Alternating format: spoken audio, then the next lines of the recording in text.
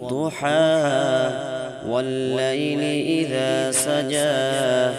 ما ودعك ربك وما قلى وللآخرة خير لك من الأولى ولسوف يعطيك ربك فترضى ألم يجدك يتيما فآوى ووجدك ضالا فهدى ووجدك عائلا